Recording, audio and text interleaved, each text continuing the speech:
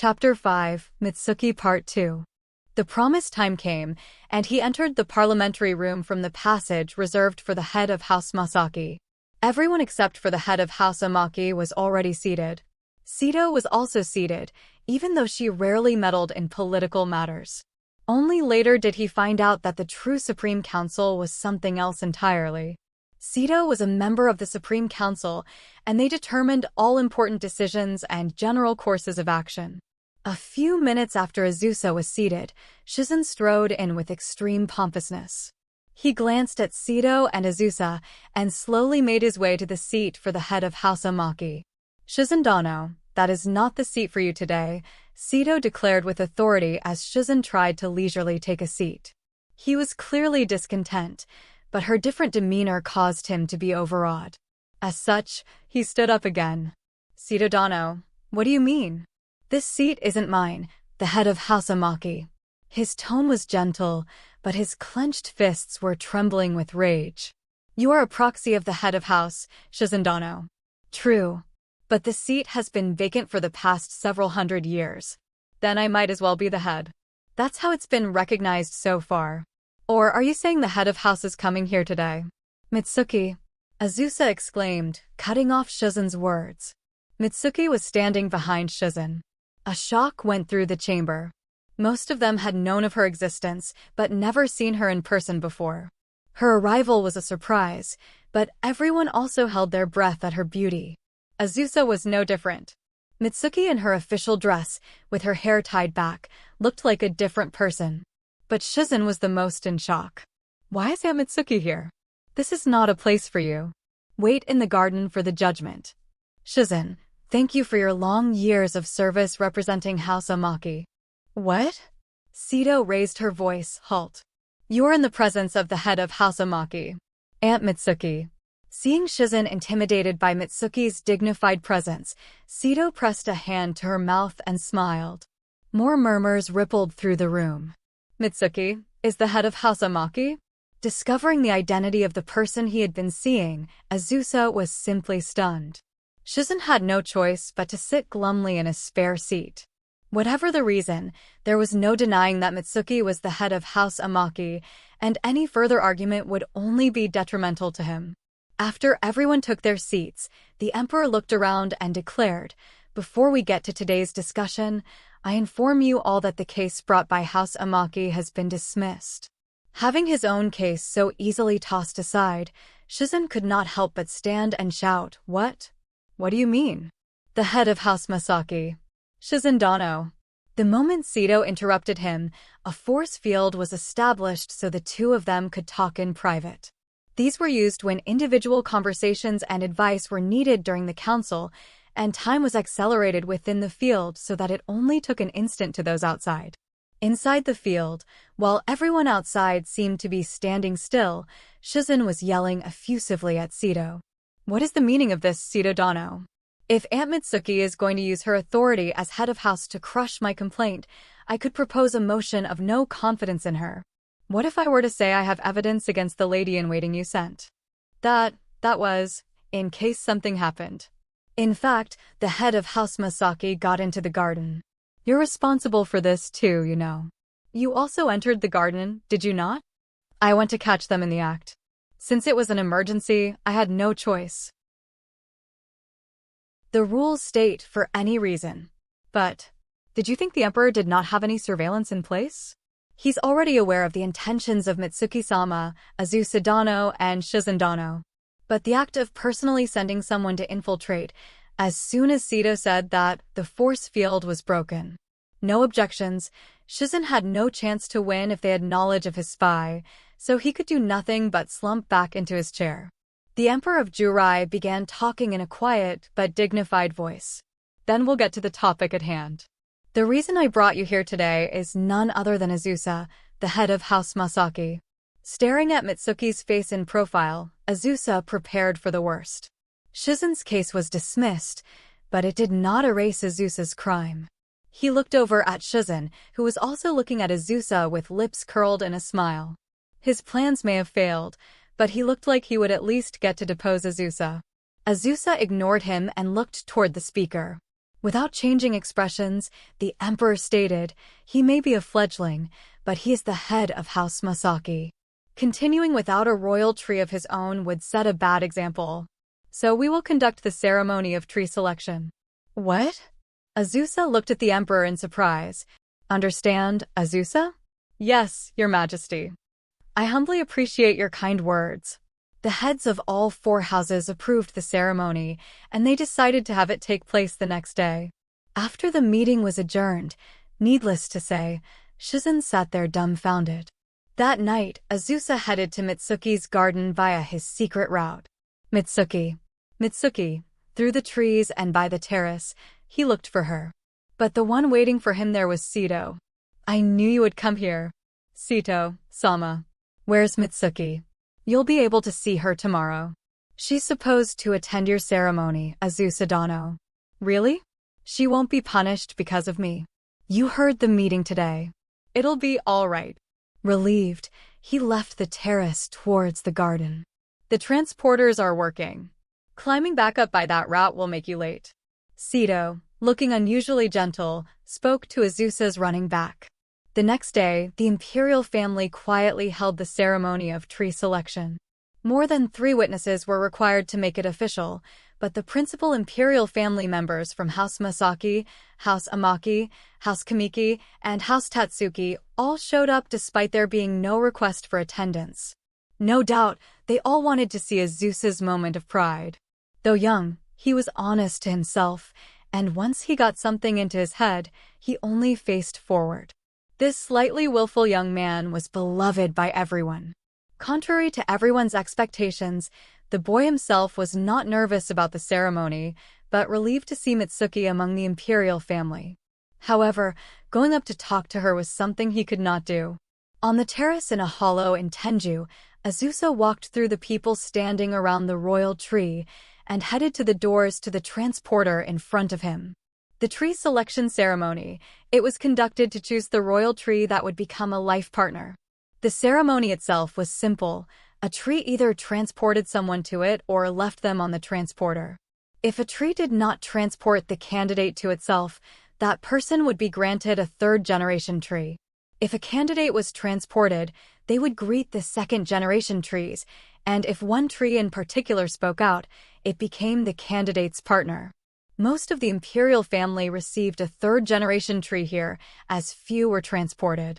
Now relieved that he had seen Mitsuki, Azusa stepped onto the pad without hesitation.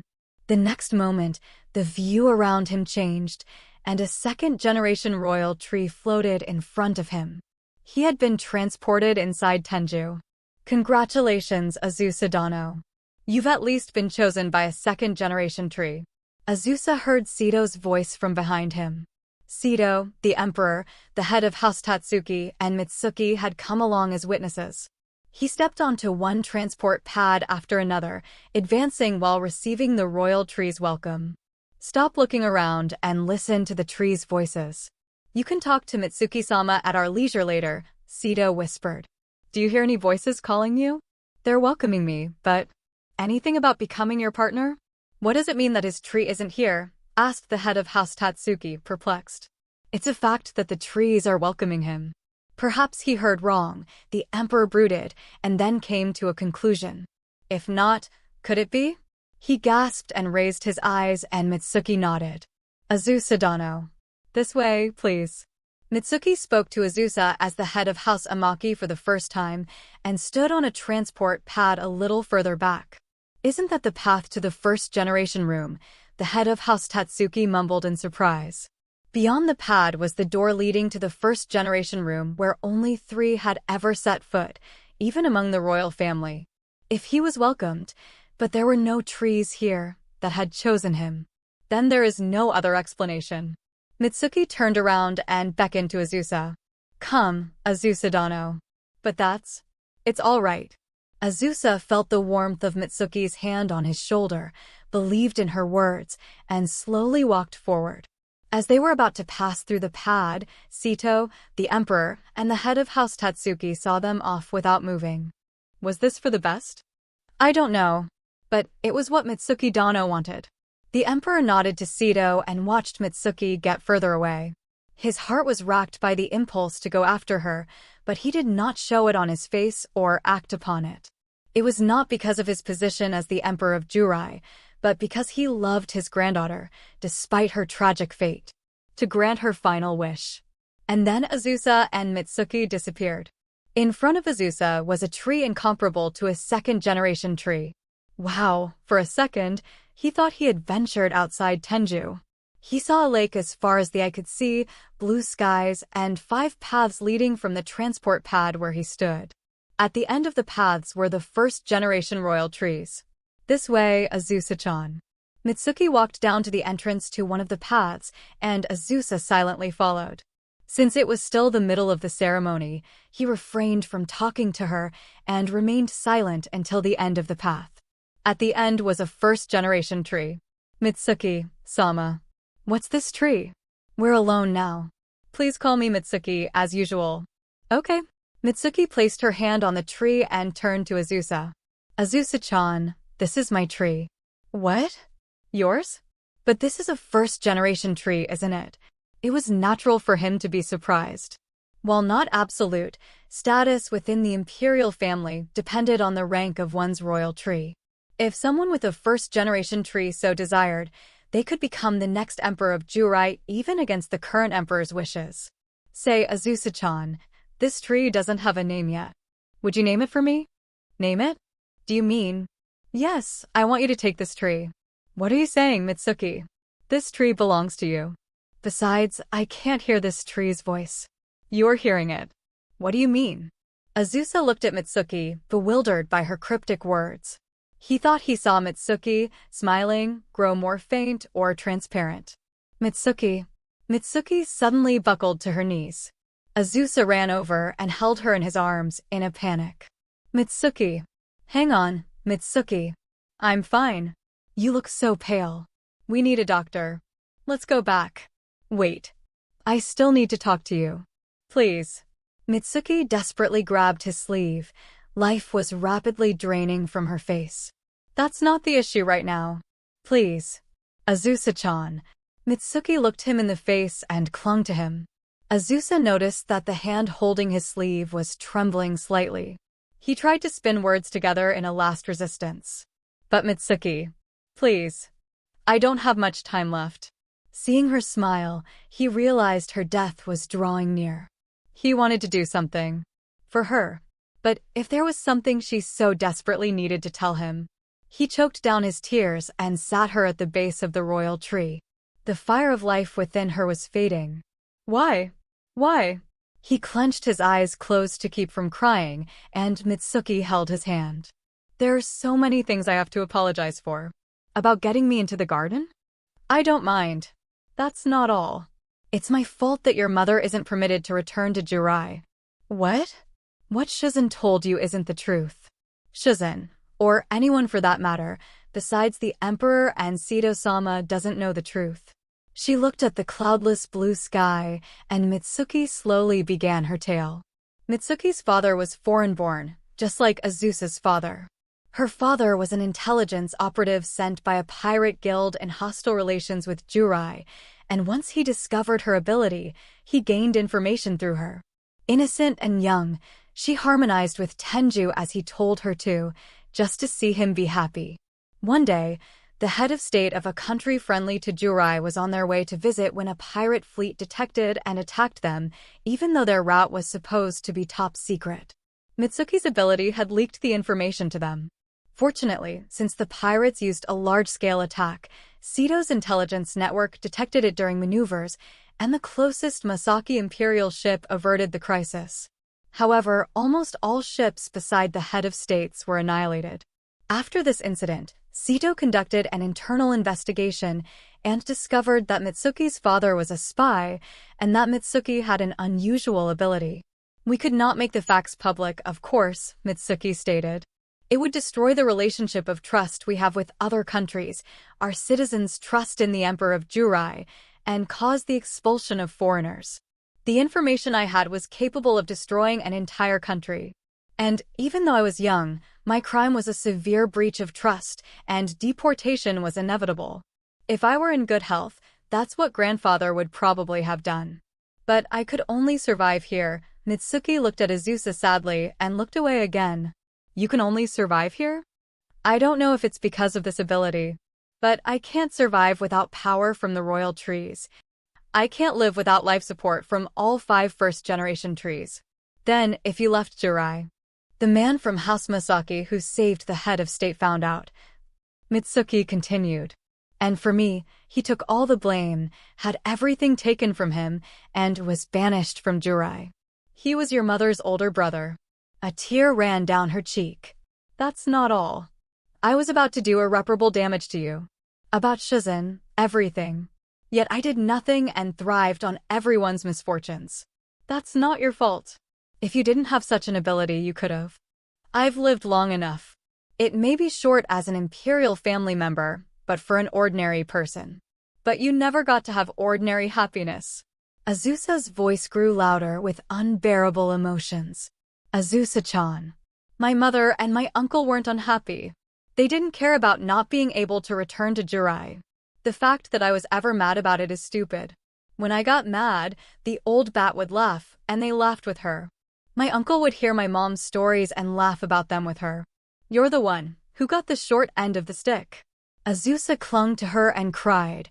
How could reality be this tragic? Could someone be this unfortunate? Why did it have to be Mitsuki? She was so kind. So kind. Why did it have to be like this? Mitsuki patted Azusa's head as he sobbed uncontrollably. Azusa-chan, don't cry. I wasn't unhappy. Grandfather and Sita-sama were very good to me, and I met you at the end. I was happy. She hugged him gently. Don't say it's the end.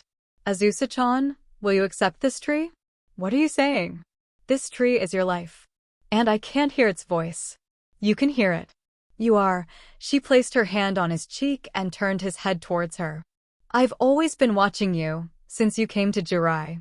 Mitsuki, your eye, it's a royal tree. Mitsuki's right, I was a prosthetic, made of royal tree amber. Yes, I've always watched. Her hand on his cheek went limp and slid down.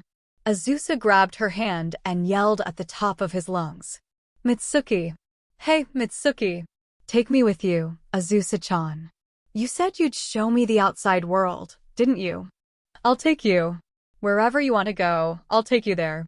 So please. Mitsuki smiled happily at his words. Azusa-chan. Azusa-chan. I love you. With that, she quietly closed her eyes. No, this isn't real. Open your eyes. I'll take you, I promise. So please, open your eyes. Mitsuki. Mitsuki. Azusa shook his head, throwing a tantrum, as if he could shake off reality. How long had he been there, holding Mitsuki's hand, now cold? The sun was about to set, and the bright red light of the evening sky enveloped them. His eyes, puffy from crying, were caked with dried tears. Without a will to move, he stared at her face, then twitched. A beautiful melody gently soothed his ears. This is the one Mitsuki was playing. A small sphere of light was dancing between the trees. The royal trees. I see, you're mourning, too. Azusa leaned into the melody the trees played and looked at the stars that started twinkling in the sky. I'll take you, Mitsuki. I promise. With this tree, always. He picked her up and entered the hollow of the tree. Inside was a pool of crystallized sap, like a small spring. He laid Mitsuki there. She quietly sank into the crystal. All his emotions melted into the tree, along with her gentle voice and sad smile. The moment he let go of her hand and she sank completely, a single tear fell from his eyes. Mitsuki. When he emerged from the hollow, it was already dark. The beautiful full moon floating in the sky illuminated him. The moon, the fog seal. He looked at the moon and remembered the folk tale she told him. Fog seal. Kiri, too. He mumbled quietly. Kirito, that would be the tree's name. He would live his life with the tree, with Mitsuki. It would become a ship, and he would take it everywhere with him. Is that all right, Mitsuki? At that moment, a voice rang out within him. Zosa. Azusa. It was Kirito's voice. I was a child and immature, and I could not save her, he told Funaho, looking at the moon. But I'm sure Mitsuki-sama was happy to have met you. I hope so. I'm sure. I know it was so. Thank you. Azusa was a little surprised at her insistence, but thanked her. He was happy for the thought that she was trying to make him feel better. I envy her, Funaho mumbled. What? Did you say something? No, nothing. Blushing, Funaho shook her head. Enveloped by the light hawk wings and floating in space, a point of light grew closer. Young master, I've come to fetch you. Gigi's excited voice rang out. The point of light was Kirito, refitted with the unit removed by the pirates. Azusa went to the Asumi residence to deliver Funaho to Earth. Funaho spotted Asumi waiting by the entrance and ran to him to exchange a joyful embrace. Grandfather. Funaho, I'm so glad. So glad. Asumi noticed Azusa watching from a short distance and gave a light nod while lovingly holding his granddaughter. Azusa nodded back. Funaho Dano, Asumi Dano. I apologize, but there's a place I must visit. Please excuse me. Where are you going? It's not a big deal. I know someone in the area, so I wanted to go pay my respects. Azusa turned to Funaho with a smile. Please come back. What? No, nothing. Have a good trip, Azusa-sama. Funaho swallowed all her emotions. Azusa left the Asumi residence and returned to Kirito, and told Gigi about the mysterious voice he heard while he was trying to escape from the pirate fleet. Kirito responded by displaying on the screen that the voice came from the moon. I see. We should go take a look. Kirito turned to the moon, found a decrepit spaceship that had crashed there, and landed next to it. Up close, it was clear the ship was from Jurai, but it was quite an old model, built from metal. Young master, the ship's plate shows who it belonged to. Who is it? Brace yourself. It belonged to Masaki-sama, the younger sister to Jurai's first commander-in-chief. I knew it. I figured as much since this planet was registered around the founding of Jurai. But I didn't expect his younger sister. Azusa stepped outside. The spaceship interior had mostly stopped functioning, but there was still an operational unit in its center. This was not surprising. There had to be a functioning unit if someone had spoken out while he was in the pirate ship. Azusa's first-generation master key reacted, and the unit's doors opened. Inside was a place of verdant green, characteristic of a royal tree unit. The dome was a window to outer space, where Earth floated, beautiful and blue. Azusa found a small tree planted in the middle of the unit, and realized that while it was a royal tree, it was a graft and not the main tree. In other words, the energy blast that attacked the pirate fleet came from Kirito, and this tree acted as a relay. Then that voice, Azusa asked himself, when the master key emitted a glow, to which the tree reacted and a spirit appeared. An astral copy. The technique was only allowed to imperial family members who possessed second-generation trees and above, to make a reproduction of your body, memories, spirit, and astral body. It was Masaki. Nice to meet you, Azusa Dano, Crown Prince of Jurai. You must be Masaki-sama. Azusa bowed respectfully, not knowing that he was about to be privy to her terrible and momentous fate, or not. Golly, it's been several thousand years since I've spoken to anyone. This place may be out of the way, but seriously, nobody came? Doesn't Jurai ever send any research vessels? What gives? Well, that's... Are you saying nobody cared about me? Oh, okay, I see how it is. The current imperial family sounds heartless. I went through all that trouble to make the voyage back then, and made it here at last. Oh, I'm sorry. But didn't you not want to be found? Huh. You rigged it so that it wouldn't appear registered as a colony until someone deliberately inquired about it. Well, whatever. I forgive you. Anyway, tell me what's trending in Jurai right now. While I was there, without answering Azusa's question, Masaki prattled on. All her pent-up boredom from several thousands of years gushed out, and she talked and talked to Gigi and Azusa, who were simply stumped. At first, Gigi was happy to meet this living witness to prehistory, but after 5 days of it, they were forced to make an escape under the pretense of overseeing the treatment of the captured villagers. Her topics were so common and lowbrow that they were not at all informative of history. But perhaps it was inevitable. After all, the people she knew may have been great historical figures for Azusa and Gigi, but they were friends and family to her. Jurai's foundational period was a history of pioneering. To expand territorial space and planets, tens of thousands of scouts were scattered outwards, with Jurai as their center. Not all of them returned. Some perished in accidents or battle, or otherwise lost their lives in the journey.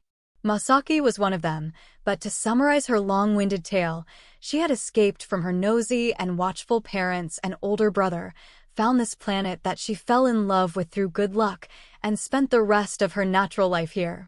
Azusa felt a little sorry for the first commander-in-chief and their parents, but of course he had no idea that several decades later, his own son and daughter would do exactly the same thing.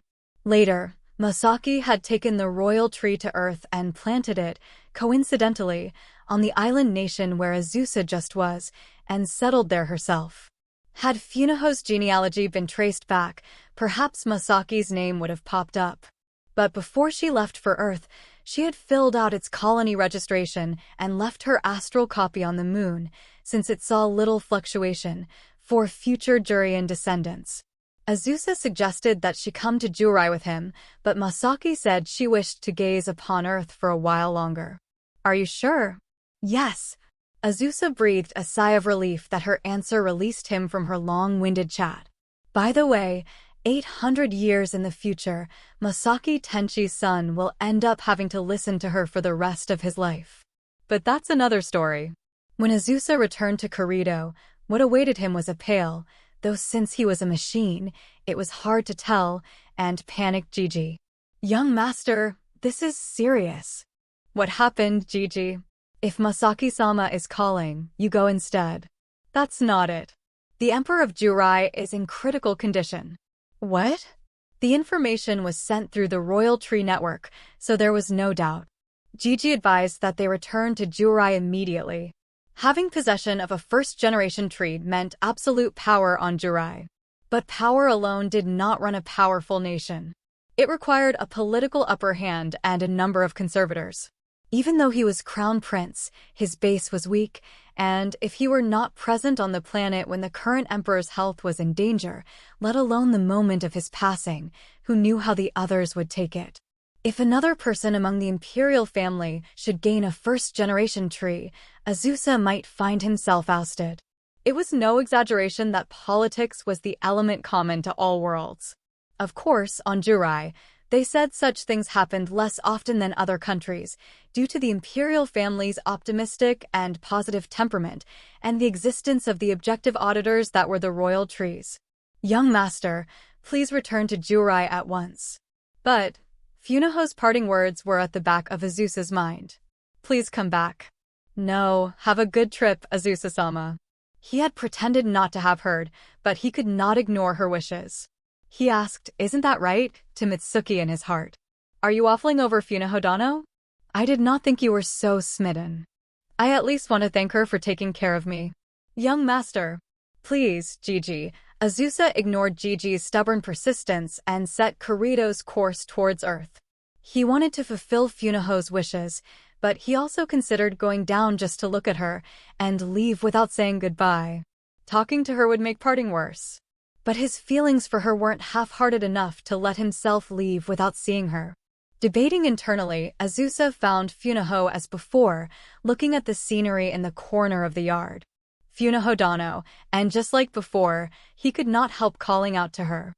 Funaho reacted in disbelief, which gradually turned into a wide smile. Azusa-sama, welcome back. I'm home. He stopped himself from saying that. He could not say such a thing when he was about to leave for Jurai. Asumi approached them as they stared at each other. So you came back, Azusa-sama.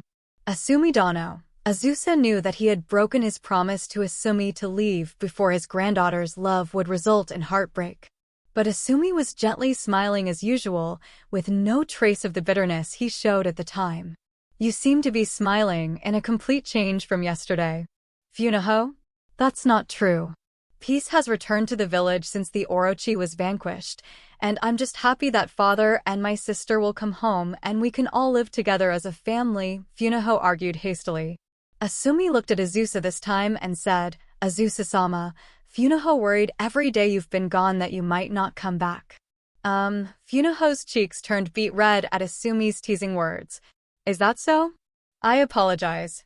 But, I know this is sudden, but I was just informed that my grandfather has collapsed with an illness and is in critical condition. Azusa chose his words carefully.